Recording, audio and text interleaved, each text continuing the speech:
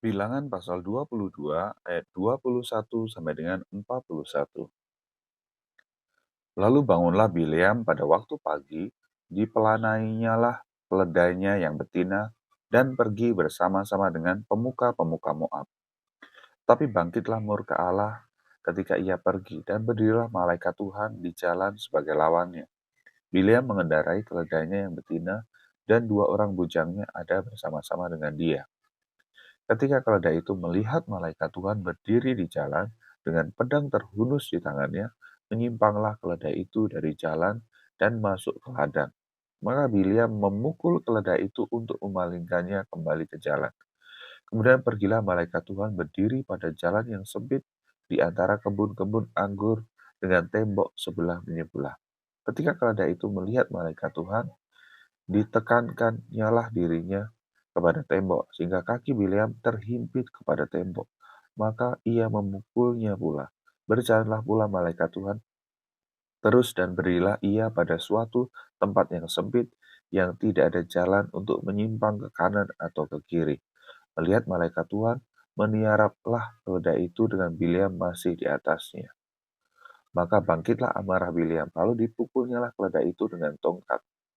Ketika itu Tuhan membuka mulut keledai itu, sehingga ia berkata kepada Bileam, "Apakah yang kulakukan kepadamu, sampai engkau memukul aku 3 kali?"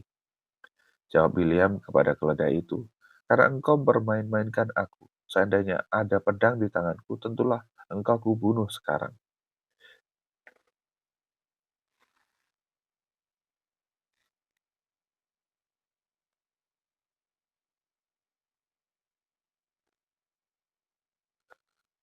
Tetapi keledai itu berkata kepada Bileam, "Bukankah aku ini keledaimu yang kau tunggangi selama hidupmu sampai sekarang? Pernahkah aku berbuat demikian kepadamu?"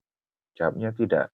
Kemudian Tuhan menyingkapkan mata Bileam. Dilihatnyalah malaikat Tuhan dengan pedang terhunus di tangannya, berdiri di jalan, lalu berlututlah ia dan sujud. Berfirmanlah malaikat Tuhan kepadanya, "Apakah sebabnya engkau memukul keledaimu sampai 3 kali? Lihat, aku keluar sebagai lawanmu. Sebab jalan ini pada pemandanganku menuju kepada kebinasaan. Ketika keledai ini melihat aku, telah 3 kali ia menyimpang dari hadapanku. Jika ia tidak menyimpang dari hadapanku, tentulah engkau yang kubunuh pada waktu itu juga, dan dia kubiarkan hidup." Lalu berkatalah Bileam kepada malaikat Tuhan, "Aku telah berdosa karena aku tidak mengetahui bahwa engkau ini berdiri di jalan menentang aku. Maka sekarang jika hal itu jahat di matamu, aku mau pulang." Tetapi malaikat Tuhan berfirman kepada Bileam, "Pergilah bersama-sama dengan orang-orang itu, tetapi hanyalah perkataan yang akan kukatakan kepadamu harus kau katakan." Sudah itu pergilah Bileam bersama-sama dengan pemuka-pemuka Balak itu. Ketika Balak mendengar bahwa Bileam datang, keluarlah ia menyongsong dia sampai ke kota Moab di perbatasan sungai Arnon pada ujung perbatasan itu. Dan berkatalah Balak kepada Bileam, "Bukankah aku sudah mengutus orang memanggil engkau? Mengapakah engkau tidak hendak datang kepadaku? Sungguhkah tidak sanggup aku memberi upahmu?" Tetapi berkatalah Bileam kepada Balak, "Ini aku sudah datang kepadamu sekarang, tetapi akan mungkinkah aku dapat mengatakan apa-apa? Perkataan yang akan ditaruh Allah ke dalam mulutku, itulah yang akan kukatakan." Lalu pergilah Bileam bersama-sama dengan Balak, dan sampailah mereka ke Kiryat Huzot. Balak mengorbankan beberapa ekor lembu sapi dan kambing domba dan mengirimkan sebagian kepada Bileam dan kepada pemuka-pemuka yang bersama-sama dengan dia. Keesokan harinya Balak mengambil Bileam dan membawa dia mendaki bukit Baal. Dari situ dilihatnyalah bagian yang paling ujung dari bangsa Israel. Lalu berkatalah Bileam kepada Balak, "Dirikanlah bagiku di sini 7 mezbah dan siapkanlah bagiku di sini 7 ekor lembu jantan dan 7 ekor domba jantan." Balak melakukan seperti yang dikatakan Bileam. Maka Balak dan Bileam mempersembahkan seekor lembu jantan dan seekor domba jantan di atas setiap mezbah itu. Sudah itu berkatalah Bileam kepada Balak, "Berdirilah di samping korban bakaranmu, tapi aku ini hendak pergi. Mungkin Tuhan akan datang menemui aku, dan perkataan apa yang dinyatakannya kepadaku akan kuberitahukan kepadamu." Lalu pergilah ia ke atas sebuah bukit yang gundul.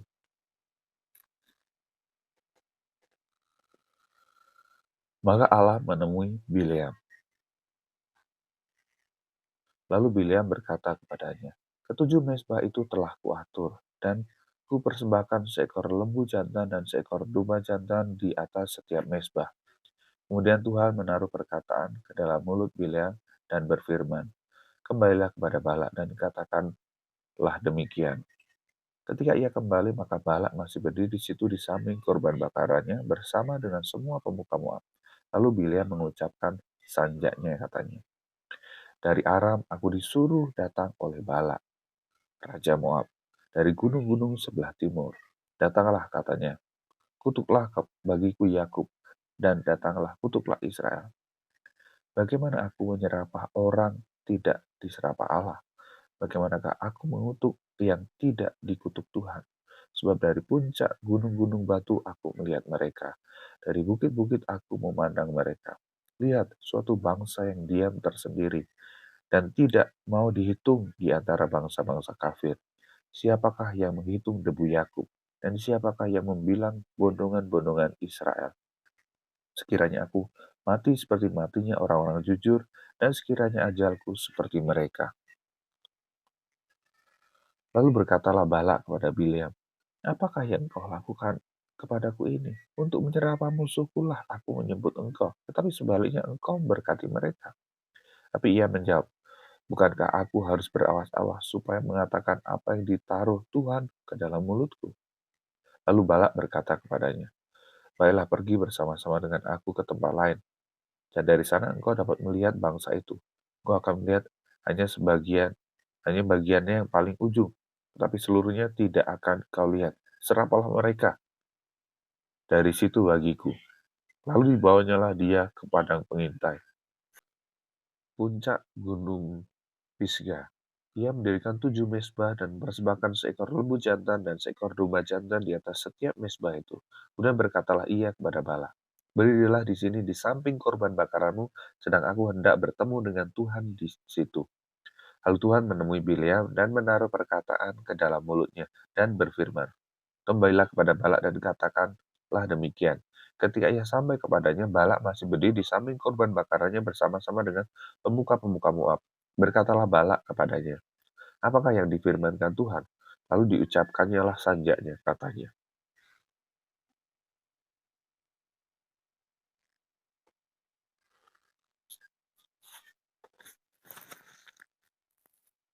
"Bangunlah, hai Balak, dan dengarkanlah. Pasanglah telingamu mendengarkan aku, ya anak Zippor.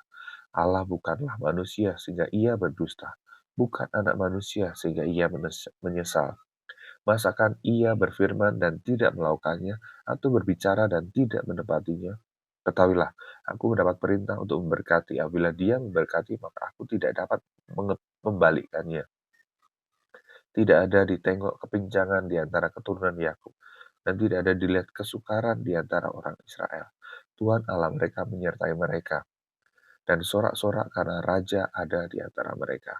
Allah yang membawa mereka keluar dari Mesir adalah bagi mereka seperti tanduk kekuatan lembu hutan.